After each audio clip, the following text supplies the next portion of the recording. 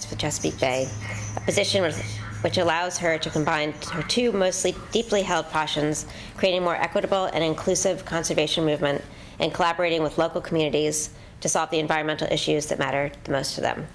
Breck is employed by the U.S. Geological Survey and works at the Chesapeake Bay Program, or CBP, as a scientific, technical assessment and reporting coordinator and ecosystem analyst. She oversees strategic direction for meeting the science needs within STAR and CBP goal implementation teams. She also supports analysis activities to advance the understanding of factors affecting trends in estuarine water quality and living resources. Please join me in welcoming Emma and Breck to the School of Architecture and Building. So I'll turn it over to you. Thanks so much for having us today. So we are going to cover quite a bit of topics. We're going to start with introducing ourselves, of course, although we already got a great introduction, so we'll probably keep that minimum. Then I will set the stage with sort of what we're talking about when we say the Chesapeake Bay. We'll do some basics there when we talk about watersheds and issues that impact the bay. Then we'll talk a little bit about urban areas and more specifically how they impact the health of the Chesapeake Bay. And then I'll hand it over to Breck to talk about sort of the bay restoration movement and what tools we have for creating bay-friendly urban areas. So you can jump in. Do you want to start with? Sure. Mm-hmm. Hi everyone, thanks for the great introduction. So I'm Breck Sullivan at the Chesapeake Bay Program office. We have a lot of in-house science support that is able to develop different tools for us to support our partners in cleaning up the bay. And with my role, I'm helping to support the science and filling gaps for us to achieve our goals. And with that, we require tools to do it. So it's my job to be knowledgeable across the Bay Program of what tools are available, so that I can share it with those in the office and our partners. And I'm one of the capacity building projects managers at the Alliance for the Chesapeake Bay. In my role, I primarily build our partnerships with historically Black colleges and universities throughout the Chesapeake Bay watershed. The goal of doing this work is really to create a more diverse and equitable environmental movement. So we're really focusing on building the pathway for students to go from studying the environment in school to pursuing the careers in the environmental sector after graduation. So I've been in that role for about 2 years now. We do a lot of planning of seminars and professional development opportunities, as well as paid internships, and then also launched a conference about the Chesapeake Bay for HBCUs and minority serving institutions last year, which will continue on this year. So that's us. Okay, so we're going to do some trivia, so would love if you all can get your phones out, and we'll try to make this as painless as possible with so few people. So you can scan the QR code and join that way. I think it should be on. Yeah. Oh, I have to start the session. There you go. Okay. Are folks on? Mm-hmm. Is it working? Okay, great. So we're going to do a little warm-up with who are your presenters. You'll have 15 seconds to answer. What are our names? Hopefully you remember, but if not, that's okay too. We have, okay, I think that is everybody has answered, so we'll stop the poll. We are Breck and Emma, so good work, everybody. So I want to start with some of the basics, really talking about what is a watershed. When I teach about this to other students, I really like to break down the words. So starting with water and ending with shed, we have a couple of different definitions that we can kind of think about when we think of shed. What's the definition of a shed that you all have? A house, So it could be a house, a place where we store things. But there's another one. If you're thinking about snakes or reptiles shedding things, it's really, something coming off of something else, right? So when we think about a watershed, this is another trivia question. What is a watershed? The poll is open. You can go ahead and answer it. Is it a place where water is stored, an area experiencing drought conditions, an area of land that drains water into a specific water body, or the water that falls on a specific area of land?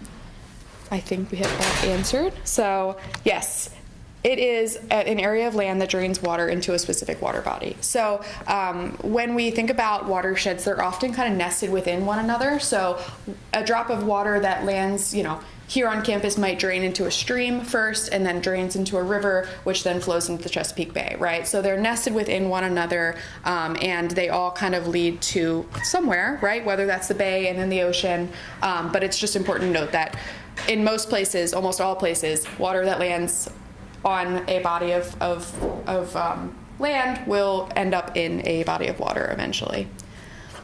So I don't know if you all already know this, maybe you do, but when we are thinking about kind of our watershed addresses, so we're thinking about that nesting of watersheds. So we start, the biggest one is the Chesapeake Bay, which is fed by the Back River here, but does anybody know where water that, like from our campus, this campus goes to? So within which local watershed is MSU located?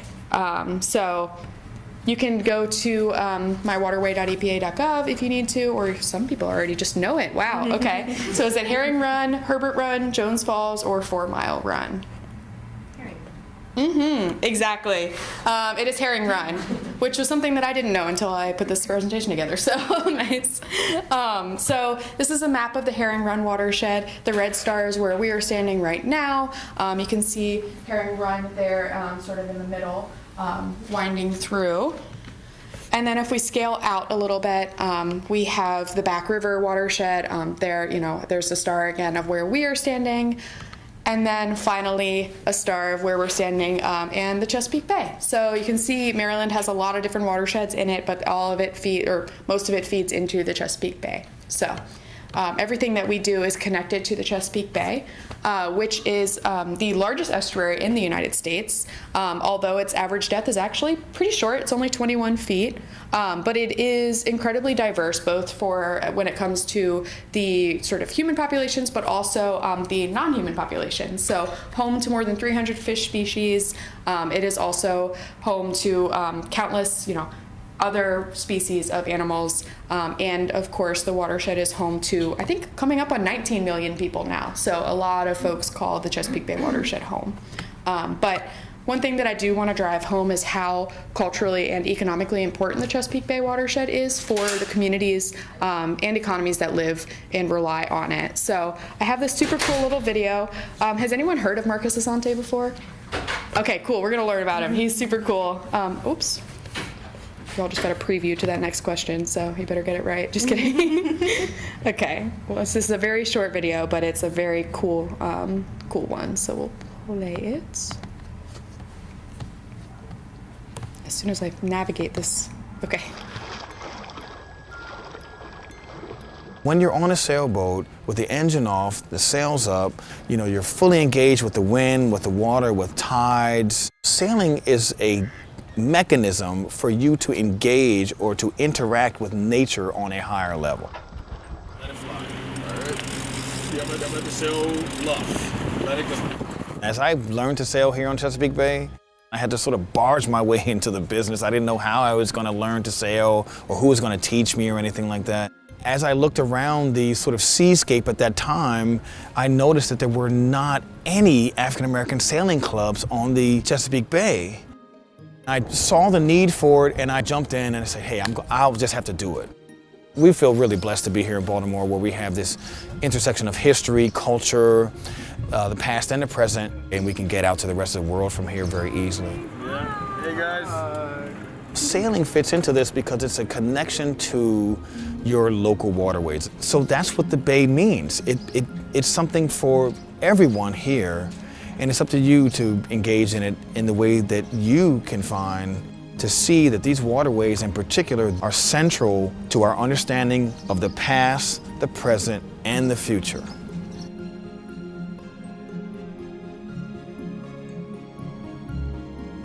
Awesome. So I wanted to show this video because I feel like sometimes when we're talking about the bay, we spend a lot of time focusing on the submerged aquatic vegetation, or we talk about the species that rely on it, but it's as important, if not more important, for the people that live in the watershed as well. And so I really wanted to drive home that it is an important resource for everyone, and regardless of where they live in the watershed or how they engage with the bay. So I also just thought that was a cool video. So As I'm kind of talking about the Chesapeake Bay watershed, this next trivia question is focused on how many states are in the Chesapeake Bay watershed, and the answers are 3 plus DC, 4 plus DC, 2 plus DC, or 6 plus DC. Does anyone know how many states are in the watershed? You? Oh. Yeah. Anyone have a guess? Yeah, go ahead. Yes, exactly. Nice. Yes. So it is D plus 6 plus DC. So good job. So the Chesapeake Bay watershed is huge. It is 64,000 square miles. It includes parts of 6 states plus DC, so you can see that watershed outlined in blue. I got the fact one time from someone that I work with that it is kind of equivalent to like a football field draining into something the size of a postage stamp. So that is a lot of land draining into a body of water. It also supports more than 3,000 species of plants and animals and is home to 18 million people, but that number is climbing. So the watershed itself, so all of that land outlined in blue, filters and protects drinking water for 75% of Bay residents. So it's incredibly important that we protect the watershed in order to protect not only the Bay, but also the people that live within the watershed. So I include this slide to just kind of highlight a little bit of the diversity that exists within the watershed. So we have everything from marshes down right by the Bay to, sort of our mountainous areas and sort of the uplands, as well as cities and urban spaces, and then also farms, right? There's so many, as well as forests, there's so many just different types of landscapes in the Chesapeake Bay watershed, and they all feed together to impact the health of the Bay. So, Breck and I think about kind of all of them as we are doing our jobs, and so I wanted to highlight that there. So now I'm going to shift just a little bit and talk a little bit about the health of the Bay and the factors that influence it. So I included this slide because I think that it is a really powerful representation of sort of some of the issues that impact the Bay. So we have 2 different images here. I want to hear from a couple folks of what do they notice between those 2 images that are different. Is that one older than this one? I'm going to be honest, I don't know how old that one is. Okay. They are close together in the time frame, we'll say. The image on the right looks like less water. Yeah. So less water penetration into the landscape. Yeah, so that's a good point. So a lot less green over here. I'm going to guess that this was, we see it was taken in early spring, so maybe the vegetation hasn't grown up a lot yet. Yeah? Is one a satellite image? They're both satellite images, actually. Okay. Good guess, though. Okay. I think the other thing that I'll kind of point out is all of the sedimentation. So you see how these river bodies are pretty brown right now, right? That is actually sediment that we can see from the satellite, right? So a lot of erosion that we don't necessarily see over here, but maybe this was taken after, I think it was taken after a big snowstorm, a couple weeks after when the snow starts to melt and carries things into the Bay. So just a really powerful representation of how much can change between different times for the Bay. So when we are thinking about kind of the pollutants that impact the health of the Bay, we kind of focus on 3 main ones right now. So we focus on nitrogen, phosphorus, and sediment. Nitrogen and phosphorus are they're key for plant growth and also algae growth in the Bay. So when we have an overabundance of nitrogen and phosphorus, we might see those algae blooms that we hear about pretty much every summer. And so those can wash off from our fields, on our agricultural fields. They can also wash off from lawns being fertilized and things like that. And then the other key one is sediment. So when we see big stream banks eroding or things like that, the water carries sediment into the Bay, which clouds the water and can impact all sorts of aquatic species. It can cover the leaves of aquatic plants, clog the gills of fish, and things like that. So those are kind of the 3 big ones that we talk about. But there are, of course, lots of other ones. So, bacteria from pet waste is a big one. Debris and trash from litter, that's one that we can see pretty regularly, right? We can see see that Chick-fil-A cup on the ground, or that sort of thing. Chemicals from yards, same with oil and grease from vehicles. These things that are kind of carried into the bay. And then of course microplastics from household items. That's something that's in the news a lot, is microplastics, but that's also a very serious concern. Yeah, go ahead. So I've been reading, I didn't read too much into it. I wonder if you knew more about it. The stuff they put before a snowstorm, after it gets also really bad, what's in that that's causing it to get all messed up? No, that's a great question. So usually that's salt or other kind of chemicals that act the same way, and so that is a big problem as well. Breck, I don't know if you know more about that than I do. So the salt that's there to help you not slick when you're driving, it's being washed into the river and the water nearby, and it's changing the pH of the water. And so if it's more salty or less salty, then different resources can live there. And so we're affecting the actual type of water that's there, because it could have been not salty and now it is because of the runoff. Yeah. Awesome. Do you want to add anything for the pollutants or anything that I've said so far? Or? No. Okay. Sweet. So we do have a sort of report card that the Chesapeake Bay Foundation has been doing for every year for a number of years now. It looks at a couple of key indicators to give a ranking to the health of the bay. So one key indicator is pollution. You see they talk about nitrogen and phosphorus, as well as water clarity, which is that sediment we were talking about before. Habitat as well, both in the water and then sort of around the water, so underwater grasses, forest buffers, wetlands, things like that. And then fisheries, right? That might be more closely tied to that economic aspect that I was talking about before. How many blue crabs do we have? How many oysters do we have? What are the rockfish doing? That sort of thing. Yeah, I saw your eyes get wide, you noticed. Not doing too good right now. So this is the most recent one I could find from 2022. It seems like they haven't released 2023 yet. But in large part, things haven't really been improving very much since 2020. And you can see we still are getting 2 Fs and a D for the pollution aspects. Granted, oysters and rockfish have improved since 2020, so that's a good thing. Oysters improved 5 points and are still an F though. So we still have a lot of work to do, but it is great that we have some indicators for that. Do you want to add anything to that one?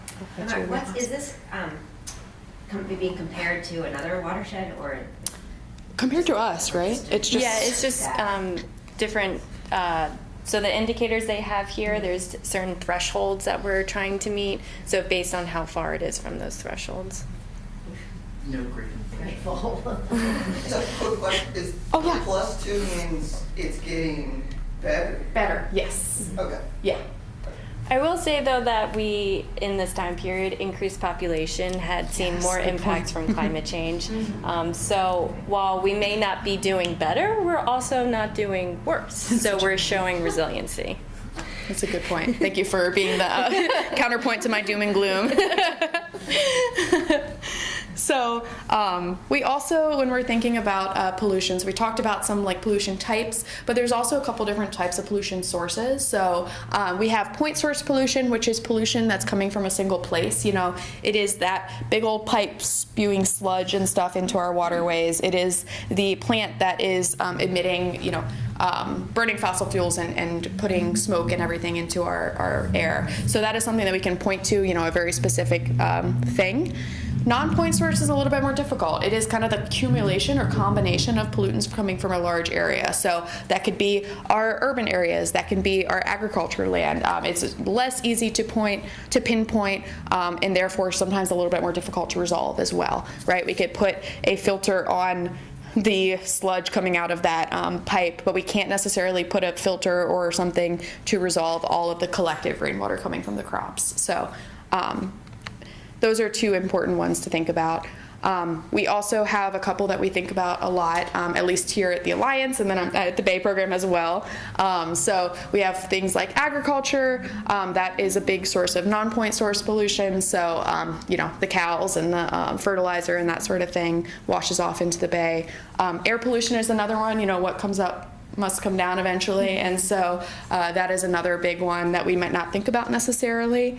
And then septic tanks and wastewater treatment is another big one. I know that's sort of an issue of them leaking and or overflowing, that sort of thing, and putting lots of not so nice stuff into the bay and the local waterways, and also people's homes sometimes, which is a problem, you know, here in Baltimore.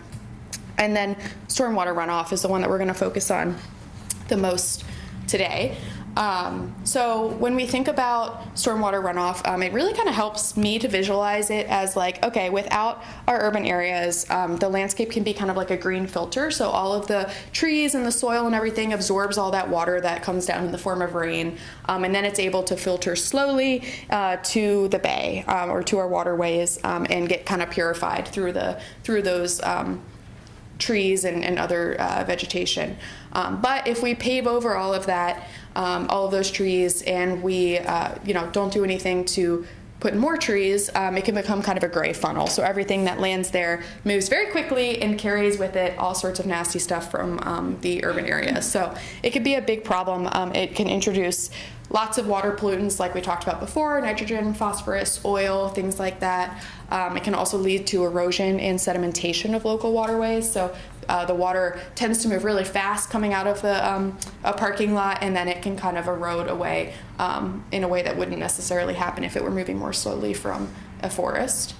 Another one that's a big concern not only for the bay but also for the health of folks who live in those urban areas is urban heat island effect and heat pollution. So those big parking lots, as you know, get really hot, and so it contributes to a lot of heating in the urban areas when there's not trees or that sort of thing to provide shade, and that impacts the bay as well because hot water holds less oxygen than cold water, and so the streams can't support as many fish and other species. And then the last one, wastewater overflow and groundwater contamination. That's a big one as well, especially in urban areas that have a combined sewer system, right? So after a big storm, it might overwhelm what our sewer systems can keep up with, resulting in it overflowing either into waterways or into people's homes and that sort of thing. So also a big health concern as well as a sort of issue for the environment. So it's kind of hard to see, but I did include this map, which I'm sure, given what you all study, it's something that you've seen before, but looking at impervious surfaces in Baltimore and how they've changed both with population growth and just development in general. So all these dark blue places are areas where there's a lot of impervious surfaces, a lot of paving and parking lots and things like that, buildings and things like that.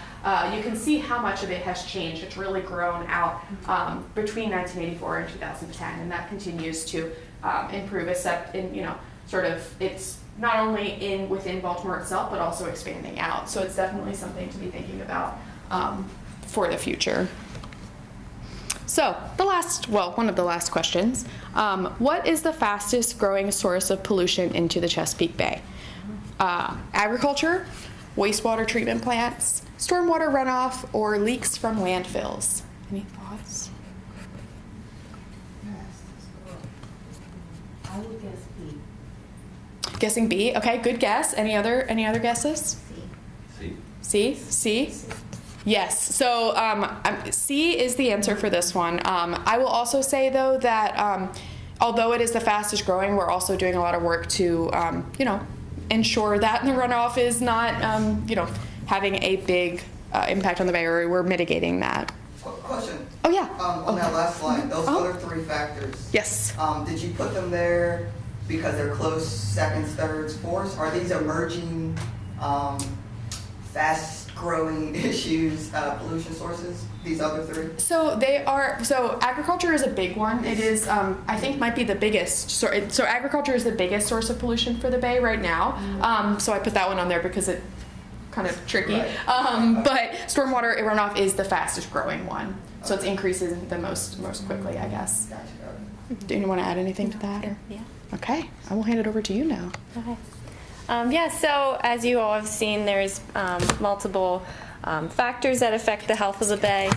And so back in the 1970s, we were seeing a huge critical decrease in wildlife and habitats, aquatic habitats for the Chesapeake Bay. So Congress funded a study to see what is happening, and they saw that excess nutrients was the major cause for the degradation.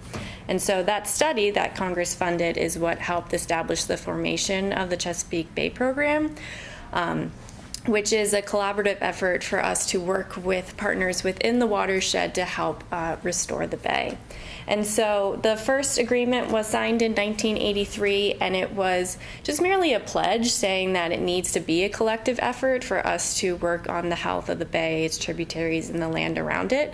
But then there's been various agreements since then that's helped expand it and really bring in more partners and a little bit more emphasis behind our effort. And so the latest one is in 2014. That's the Chesapeake Bay Watershed Agreement. And for this one, it helped establish 10 goals and 31 outcomes that we are supposed to reach. And really with this agreement, it helped us realize that there's not one strategy or one approach on how we're going to meet our vision, and we need to work on multiple fronts to do it. So not only do we need to look at water quality, the nitrogen, phosphorus, and sediment that was talked about, but we need to look at environmental literacy. How are we going to bring forward the education of environment to those who are in grade school? How can we increase public access? People want to use the green space, use the environment, so how can we make sure they have equitable access? But then also still continuing to look at our sustainable fisheries. Not only is there a living resource component, but it's also an economic benefit. So for these outcomes that we have underneath these 10 goals, they do have a deadline of 2025, coming soon, but the agreement itself does not expire in 2025. So we can continue, and we're also going through an effort to see, what potentially need to change. But since the very beginning, we realized that it's going to need to be a collaborative effort. So that's why we're actually called the Chesapeake Bay Program Partnership. We're a partnership filled with federal and state agencies, local governments, nonprofits, and academia. So there's dozens of different federal agencies. Really, if you connected all the local governments, there's probably over 900, 1,000 different local governments that we work with. So a lot of partners are used to help us with our vision and effort. So while all of our partners are supportive of helping to clean the bay, the 6 states and DC that we quizzed you on earlier, they are required to meet their pollution limits that are set by the total maximum daily load. So they need to reduce specifically their nitrogen, phosphorus, and sediment that are coming from their part of the watershed into the bay.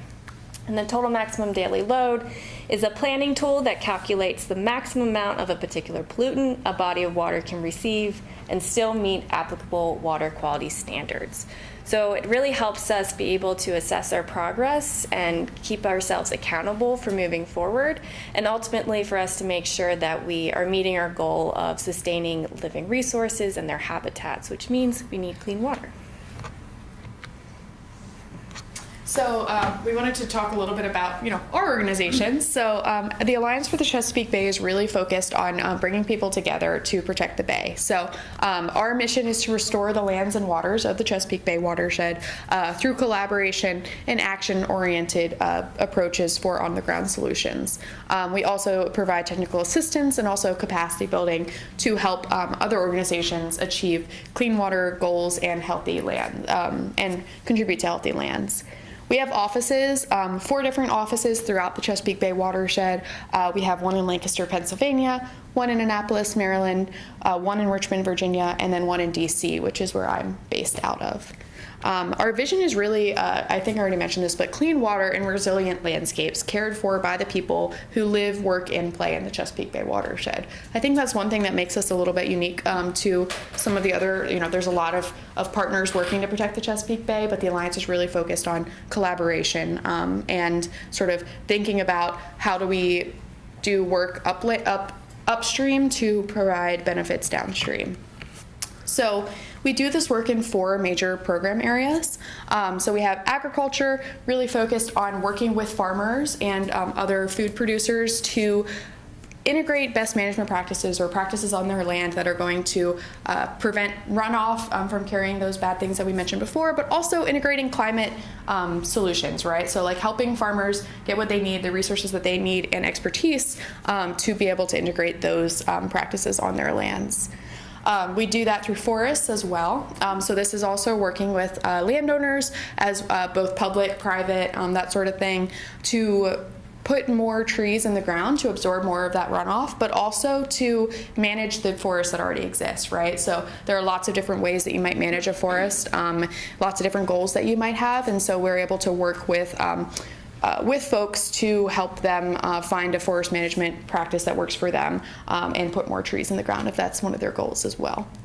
Green infrastructure is really focused on those urban areas, so really thinking about how we prevent that stormwater runoff from getting to the bay. For example, like conservation landscaping or rain gardens, that sort of thing, just soaking up all of that stormwater runoff.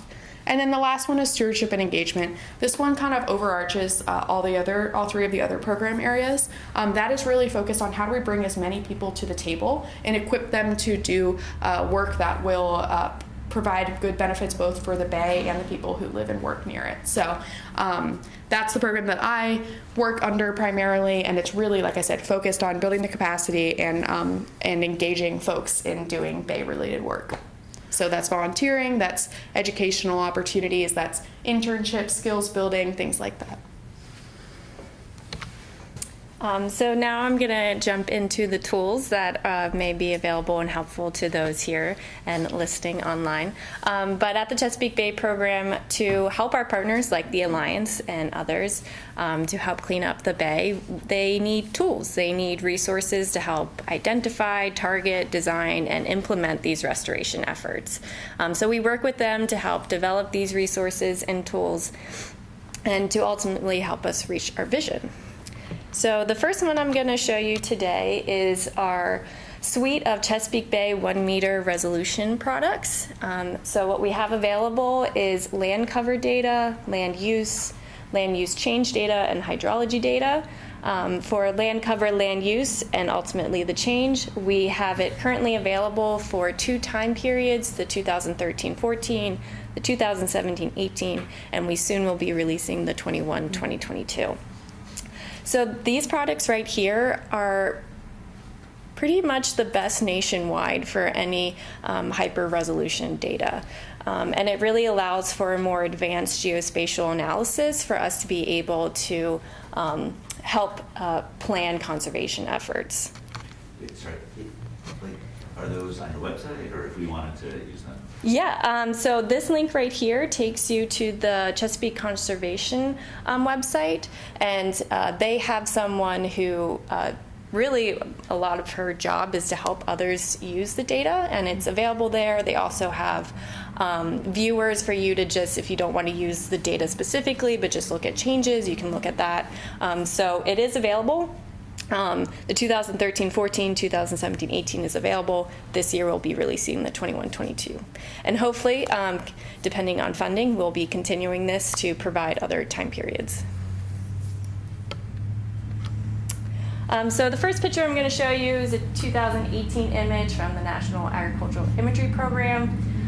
You can see mainly just with your eye, there's some green spaces over here on the edge, and then pretty much a cluster of development right here. But at least with my eye, I really couldn't tell the difference of what is happening right here. But with our products that we have with 1 meter resolution, we are able to describe the specific land cover that is within each parcel. So the red is showing impervious structures, the black is showing impervious surface, but something that my eye wouldn't have picked up with the last one is that there's places that are barren, there's tree canopy, there's also water right within that development cluster. We also have, again, the land use that is available. And so this is really, where something is, what is it being used for? So you can see different structures, you could see if it's used for crop or pasture, not here specifically, but something we would have available, is there a chicken house nearby or not? So knowing what type of use it has. For this data, we have it available in 54 different classes. But for the visual and with the legend, we aggregated up to 18. But if you actually went in and used the data, you would have it available for 54 classes. Sorry, is this a different resource or from the resource from the previous slide? It's a different resource because this provides the use. This one is the cover. So a cover could be that it's low vegetation. We access them from the same location? Yes. Yes. All access from the same location. And then, so again, part of the whole suite that we have available is that land use and cover change. So this is an image of 2013, and this bright yellow area right here is categorized as turf grass. You can see that there's some development going on, but really that area right now is utilized as turf grass. But then in 2018, you can see that it's completely changed to development. So that land use has now changed from turf grass to impervious roads and structures.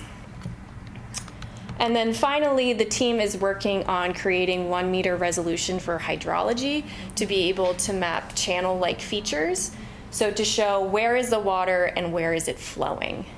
So one area that is, I think, very different from the 30 to 1 meter is this area right here. Kind of looks like it's just green and doesn't have any water flowing. But that's the same area right here where we see that there's clearly a channel right there. So there's many different ways to utilize this data within the suite that is available.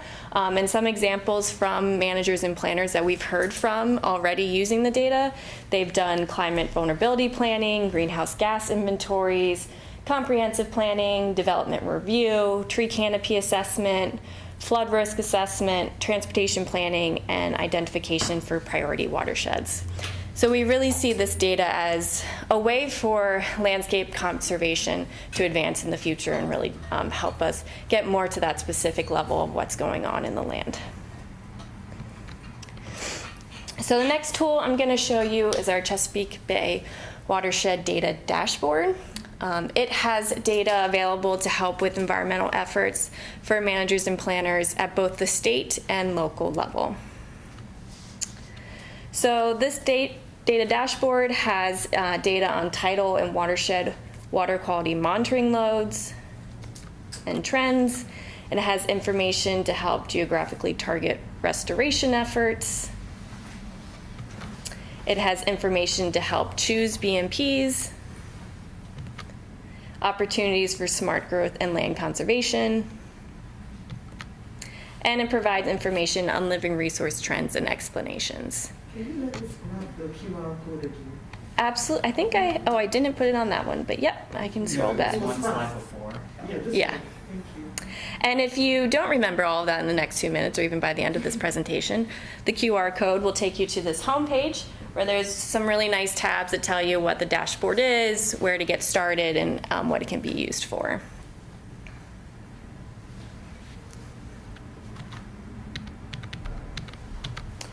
So some examples and questions that the data dashboard can help with is where are growth and development occurring? What impacts may climate change have and where? Yes. Oh, no, I'm sorry. Oh, that's okay.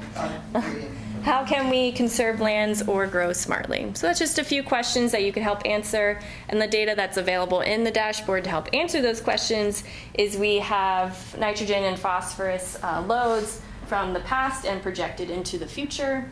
We have sea level rise scenarios, and we have information on forest tracts for where conservation could occur.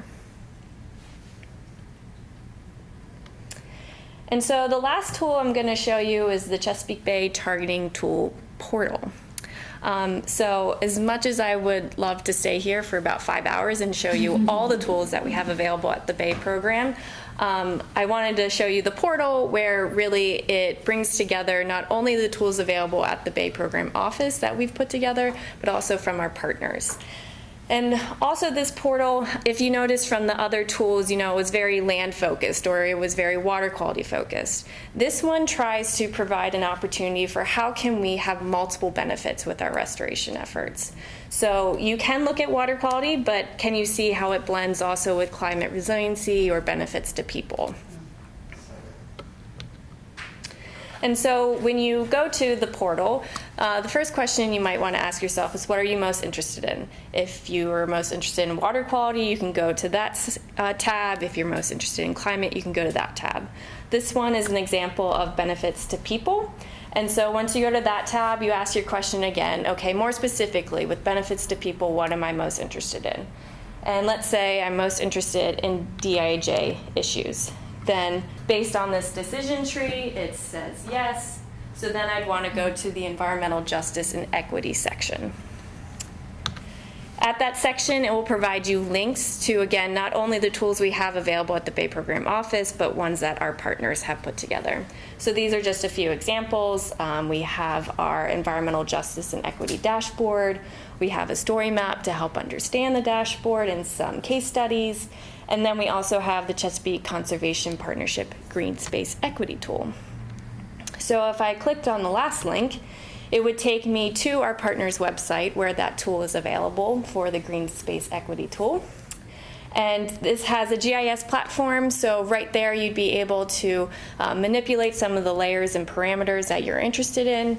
And just some examples of what it can help you with is to identify areas in need of green spaces, the accessibility for it, where there might be gaps related to community risk and demographics, and then climate risk and health risks.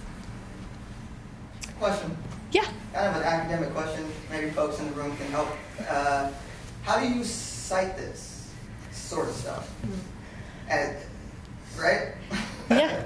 Again, maybe someone in the room can help. But is this whose is this? Mm-hmm. Yeah. You may not, I don't know. Yeah, so with this specific one, this would be our Chesapeake Conservation Partnership. So they would, I would guess, own the tool.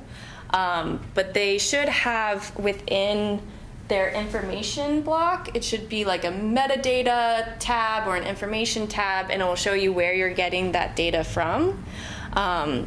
Sometimes also with tools, they'll even provide citation examples, so you could do that. If you get it from the Bay Program, I've seen a lot of people just cite Chesapeake Bay Program, but it kind of depends on which site you're on and if they provide an example or if you need to really cite the metadata or not.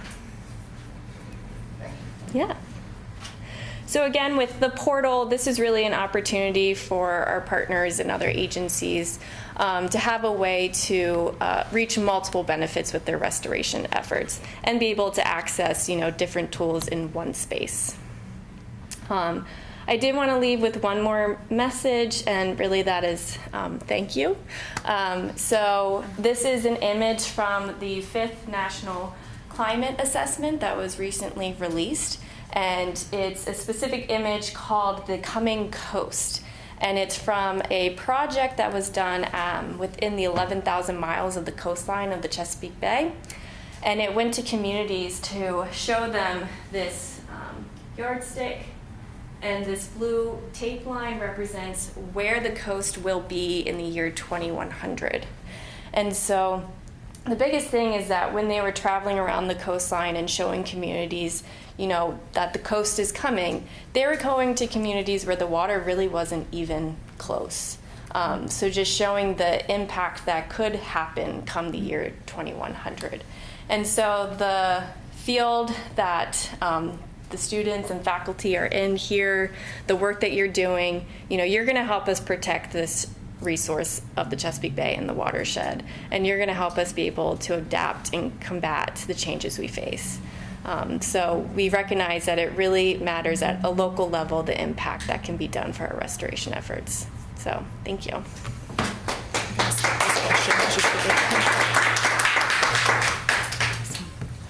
Hi, questions? I have 2 questions. First, have either of you been contacted by towns within the Chesapeake Bay who are interested in raising their parks along the edge. I mean, with just dealing with coastal sea level rise, et cetera. Have you brought in on initiatives for that? I have not personally. At the Bay program, that would probably be the National Park Service that deals more with the public access sites and the cause for that. We have done some studies to understand the quality impacts of it, but I have not been contacted directly for, permitting or, potential construction of it.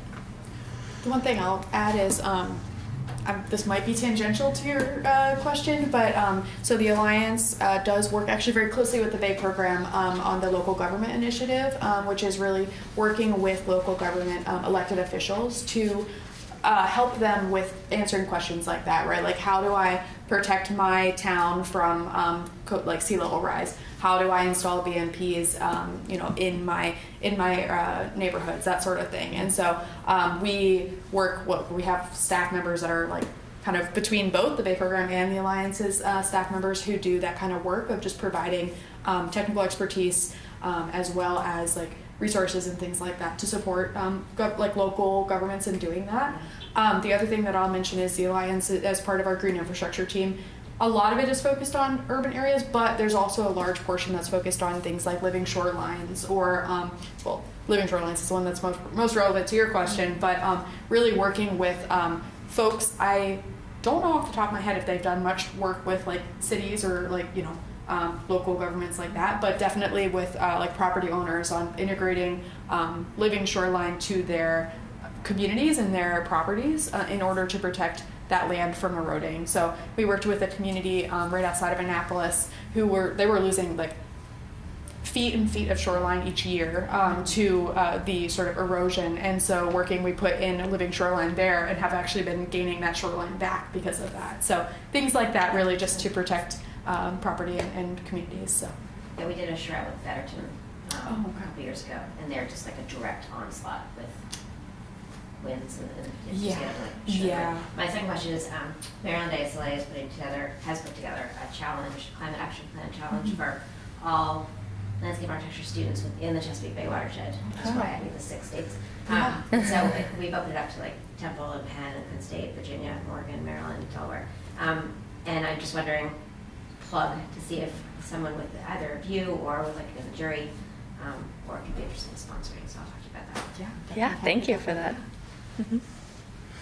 Other questions? Yeah. First of all, I really appreciate the presentation, and I appreciate the fact that there's so much advocacy or education, which I think is really great.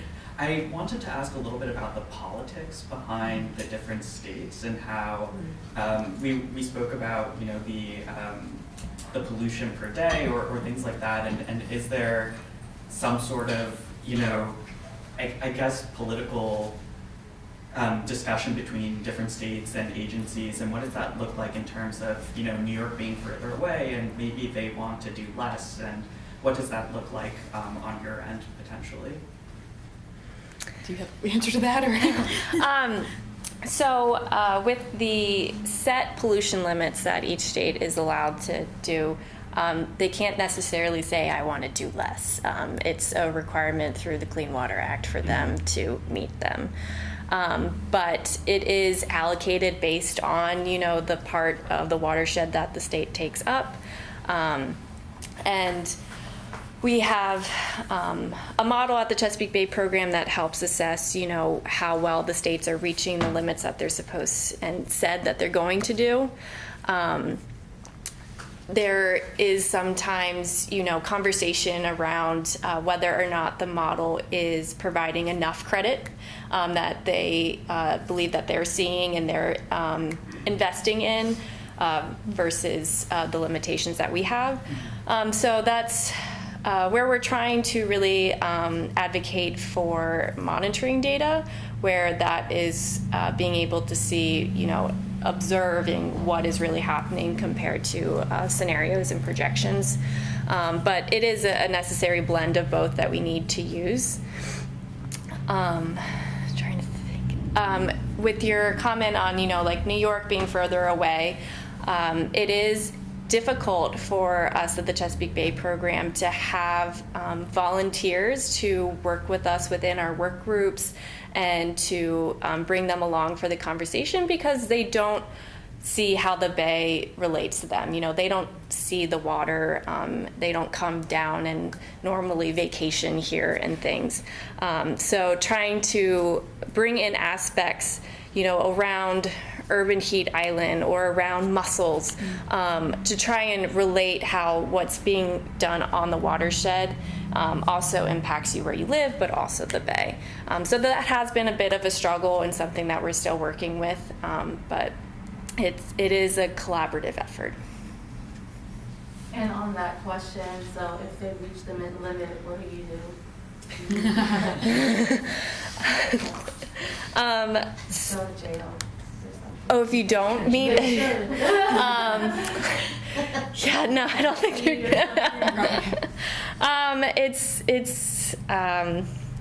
there's should be and there is enforcement down to the state level that actions need to change. So it's kind of just a back and forth again on what they think should be happening versus what we see is happening. But also with climate change recently, with the pollution limits that we set forth, we've actually had to change them due to climate change. So we've had to increase the limits. So that's, you know, kind of bringing in another factor that states have to work around.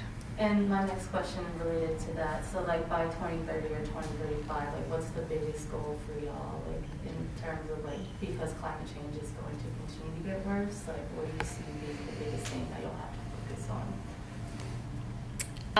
I would love to get back to you come October.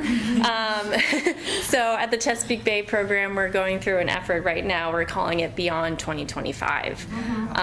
So recognizing that our outcomes are supposed to be achieved by 2025, knowing that for all of them that's not going to happen, what does that mean?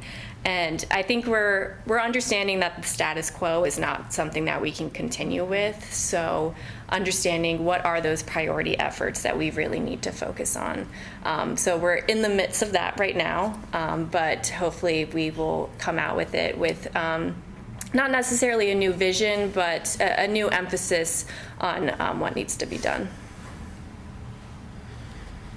It's kind of a technical question maybe. From you guys' experience, what are the challenges to reducing the nutrient load and or pollution in agriculture?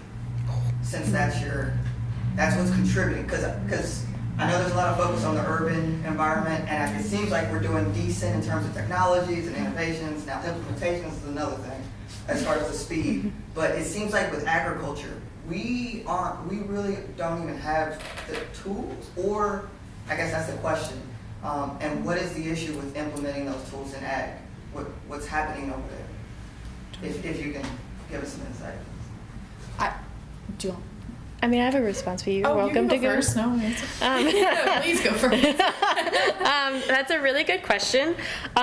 So, you know, there's a lot of things going on, but I think ultimately we could go back to how large our population is and how much we demand from agriculture to give to us. So it's requiring them to produce at such a high efficiently level and produce so much yield that some of the industrial practices that have just been used across the watershed is something that it's not easy to just change on a dime. So some things that actually through this Beyond 2025 effort that we are putting forward on what we should help promote is regenerative farming. So things like being able to do crop rotation and livestock rotation, things like transferring waste to energy, and really promoting soil health, because it allows not only for, soil health means healthy crops, but also means carbon sequestration. So we're able to continue with a productive and efficient agriculture while also sequestering carbon. And I'll just add, so I'm not on the Alliance's agriculture team, so I'm not an expert in this. I'm pulling a little bit from my knowledge of like in previous jobs, but I think in addition to needing to feed all the people that live here, also it's expensive to put, like we have a lot of tools and practices for being more climate and bay friendly, but they're expensive, and especially with some of the smaller farms in the watershed, they don't necessarily have the profit margins to like integrate something like that or take that cost on right up front. And so some of the Alliance's work is really around like providing those resources to help farmers in order to do that, as well as the expertise to integrate it. So I don't know if that helps. No, it does. And between the two answers, I'm hearing the scale of industrial farming does not necessarily cater to the scale of some of the interventions we could be doing. And the smaller sites would work, but they don't have the expertise or the money. I think that's probably accurate. I think there are a lot of really cool, like there's a lot of cool technology that exists even for the industrial kind of size things. Don't ask me to name them because I couldn't, but like there's a lot of really cool technology coming out that to help farmers on a larger scale integrate that. But yeah, again, it's difficult and expensive and not everybody's priority necessarily.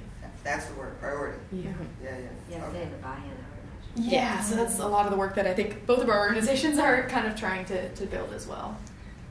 Because, I mean, the farmers, they know what's happening on their land. So it's not a good practice for us to just come down and say, you need to change this. Exactly. Because we could be completely wrong and for their specific situation. So really getting down again at that local level and understanding how to work with the farmers. Absolutely, drawing from their expertise. Yeah. Yeah, for sure. Thank you. Sure. Are we out of time?